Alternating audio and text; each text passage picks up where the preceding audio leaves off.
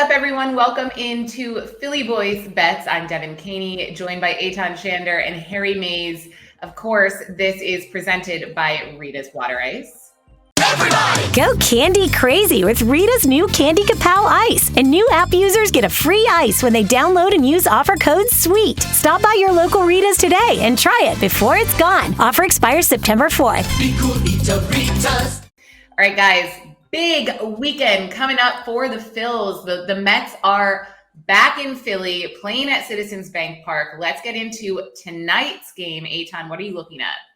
Trying to identify if I can get a series price on the Phillies or even to sweep the Mets. And it's all predicated on tonight, right? Because we talked about this on Wednesday's show, Devin, right? Where there is a really good opportunity here without Scherzer and DeGrom in this series, even though the Phils are going to be minus Suarez, everybody else is on deck here. So tonight is the game. You get by Chris Bassett, I don't care. Taijuan Walker comes back from injury. I'm not sure if he's even going to be on a pitch count.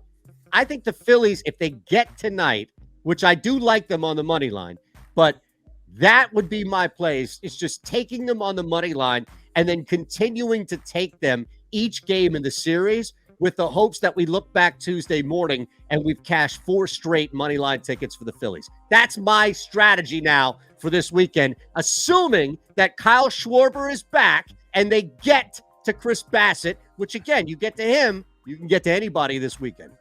All well, right. I'll run that back. I'll tag. What do you call it? Tag you? Tail. I'll tail you, Eytan. Okay. At minus 120 tonight for the Phillies with Aaron Nola. But you brought up the key factor in this whole thing is they are so fortunate that they get to miss Scherzer and DeGrom, who pitched in the last 2 nights. Actually, Scherzer really wasn't very good the other night. Walked a bunch of guys, didn't give up too many hard hits, but he really wasn't Max Scherzer-like, and they ended up winning that game 9-7, I believe. And then DeGrom goes last night. So it's so fortunate. Now, the Phillies still haven't named pitchers for the Saturday game. So Devin doesn't even know who she's going to see. I know. I really don't. Good memory. I do know that tonight's game, I mean, if you're going to it, if you're watching it, buckle up because Chris Bassett takes forever to get a pitch off. So that game is going to be long. Eytan, I don't know if the Phils are going to sweep. I actually have them dropping tonight's game, but then winning the rest. And I know that's a bold prediction because we don't know who's going to be pitching for either team tomorrow or Sunday. That being said, just like a fun little, and this is an anti-homer bet of me, I like Mets over half of a run in the first inning at plus 110. I don't know why. It just called to me, and that's my best bet for tonight.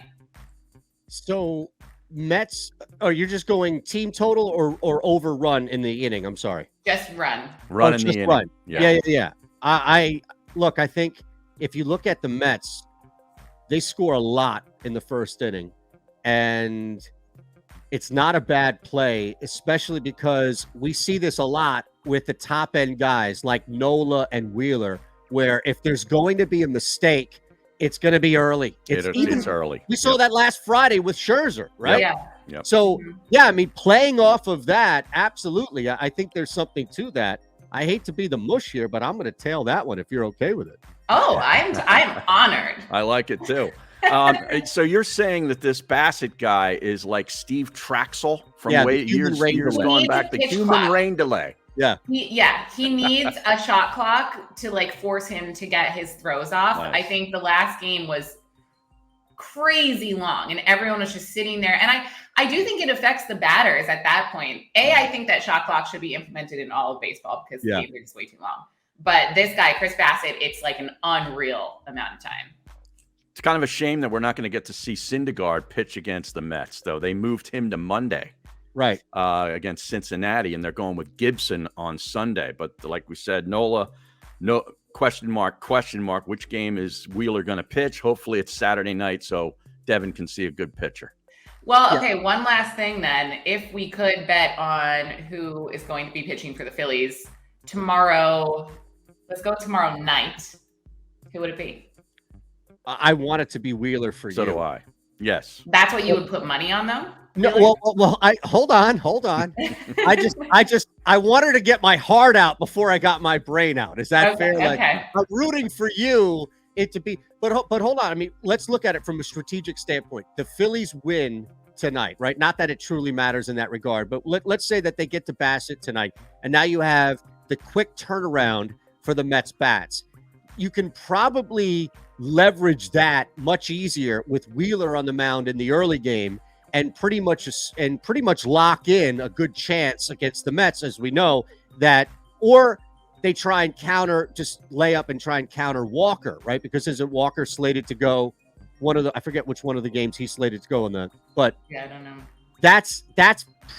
I probably just match Walker with Wheeler if I'm the Phillies. Try and do that.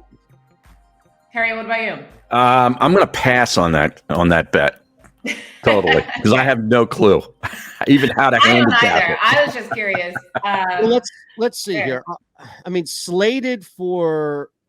Peterson slated for the evening game on Saturday against Falter, but that's not locked in, right? We know that's going to change.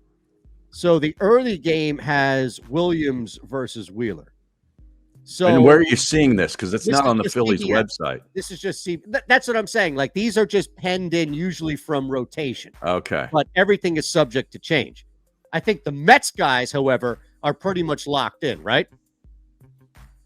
Well, I mean, for Mets, we at least know it's not going to be Scherzer or DeGrom. Correct. So they knew that coming in, is my point. Like, they didn't have the luxury of deciding where to start Scherzer or DeGrom on Saturday like the Phillies do with Wheeler.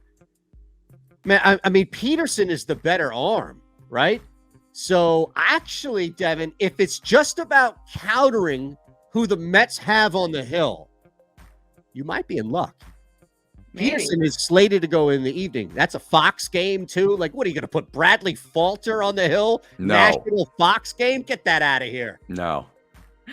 We'll see. Hopefully it's a good one, at least, because I'll be there. All right, now let's talk about NFL. We've got week 2 of the preseason. I feel like we're in that section of preseason where, the first game's out of the way, and now the starters probably aren't even going to be in. It's a little bit boring, but let's make it as exciting as we can. We can talk preseason or also any NFL futures that you guys are looking at. Harry, what about you?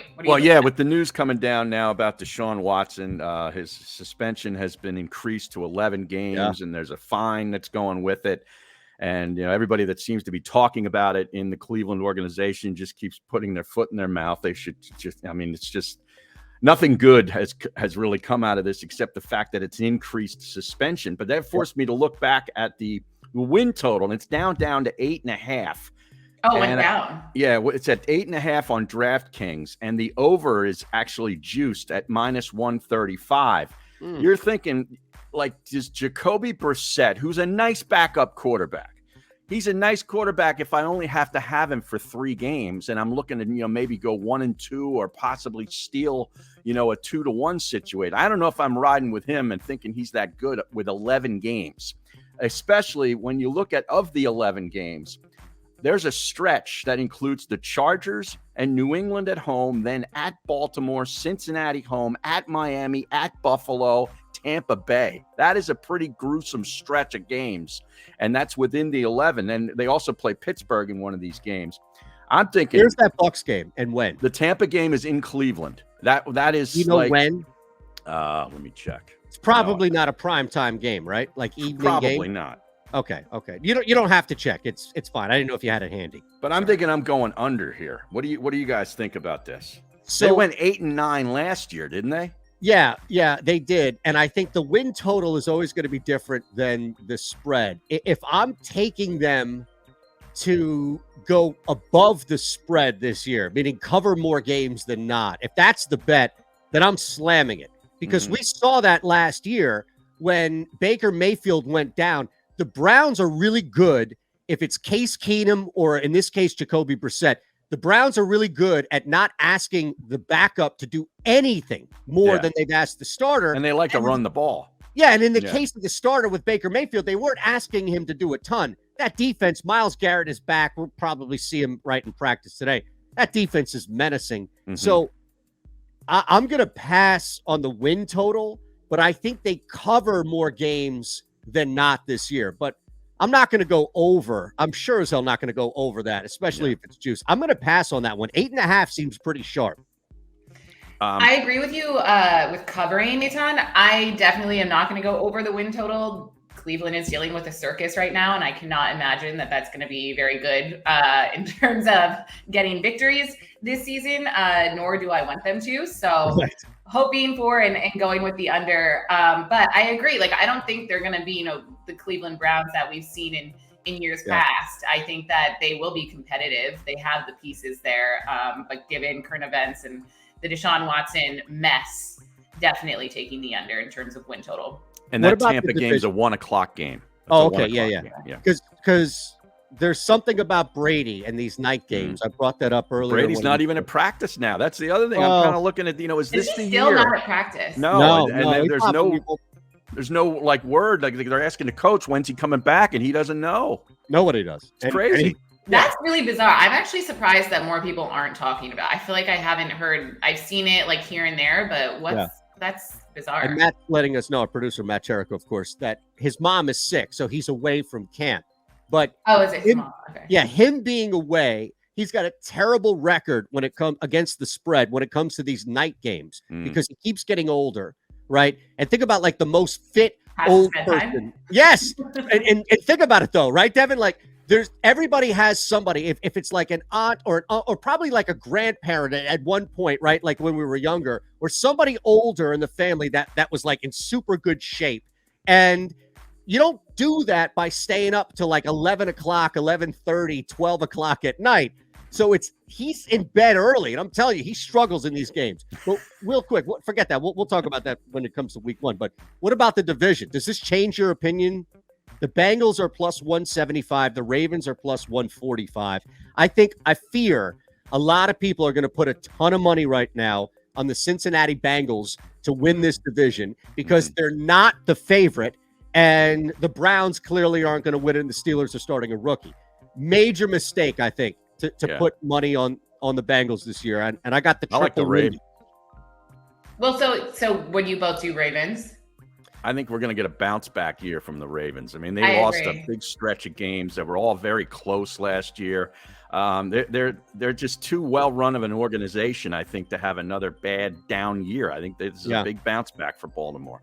So the thing with Baltimore, and it's a combination, right? Like the Bengals come off winning more games last year than their previous 3 years combined. Yeah. That's the triple Lindy, right? That's the dive from. This is the reference you guys are talking about that I was like, what are you saying? I know. Devin's like, can we just please fast forward to now and not stay back in these Rodney Dangerfield movies? It's a bad, funny movie, though. Anyway, he's a diver. He does the triple Lindy. Hilarious. Yeah, Sam Kinnison's in it, etc.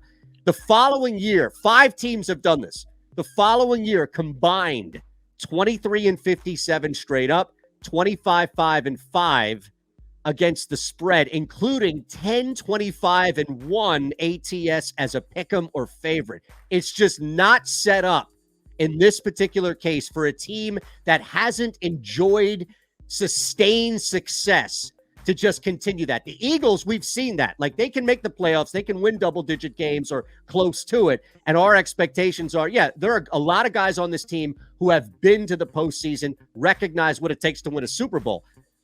Can't really say that about Cincinnati. So what I would do with the Ravens, real quick, is what I think a lot of times what people do with Rory McIlroy when he's a heavy favorite to win a tournament is just wait. Just wait. Because the Ravens could come out, they could stumble. This number, I have it at plus 145. That number could be 210, 220. You never know. And they're still going to walk away favorites here. Like Rory could stumble after one and still win the tournament. Yeah, McIlroy's no longer the favorite right now. Well, I was just saying in general. Yeah. No, I'm just saying it's interesting because he's now the second favorite. JT is the favorite in the tournament. Yeah. We mentioned golf. I don't know if, Harry, I know you are the golf guy. I don't know if there's anything that you want to Eytan is too. I try to be. Yeah, Eytan is too. Don't sell him short. If Adam Scott wins this sucker, I damn sure am going to be. That's right. Well, plus 6,000, baby. That's what I had him at too. I built a nice ladder with him. Oh. All right, guys. Before we wrap up, is there anything else? Any other bets you're looking at this weekend? Yeah, Harry, you go ahead. Well, I'm going to stay away from the preseason game on Sunday. I just don't, there's too many question marks. I don't generally get involved with preseason anyway. Maybe the total would be the only thing that might interest me. It could get a little wild out there and go over. Cleveland scored a bunch of points in their first week, but then you don't know who's playing from week 1 to week 2 in the preseason. It's too many question marks. So I probably will pass, and I'll be more invested in the Phillies when we finally figure out who the hell's pitching. Agreed. Eytan? 2 for tonight. And again, a reminder that just check my pinned tweet at Shander Show. You can join the Chalkboard app. Harry's out there giving some stuff out. So we'll have a multi-leg parlay for you from this show that we'll put on the app. And if it hits, then somebody will win $50. But the two that I did want to get out, and again, stuff gets sent to me, stuff gets thrown to me, and I discern whether or not it's from somebody reputable enough to put my own name behind it. Caroline Garcia, you can get her plus 155 tonight against Jessica Pegula, and that's tennis. All right. Wow. That's on the hard court. What are you, Chris Russo? Oh, Jessica Pegula? We're beating out lines. All right. We're beating numbers on the big book. Yeah. Jessica Pegula, I believe. Pegula. She's the daughter of the. She's the Bills owner. The owner. Yeah. The owner. Yeah. So I got Caroline Garcia plus 155 money line there. Anything higher than plus 150 is a go. And then last here for you, I was inspired by the play here from Devin on the first inning. I'm going to go Yankees first half minus a half run tonight against the Jays. Anything better than plus 140, 144 is fine with me. All right. I like it. All right. Eytan, Harry, have wonderful weekends. May the Phils sweep the Mets. And hopefully Wheeler. We are rooting for you, and it's Wheeler, Devin. Thank you. Thank you. Fingers crossed. Go eat Aritas.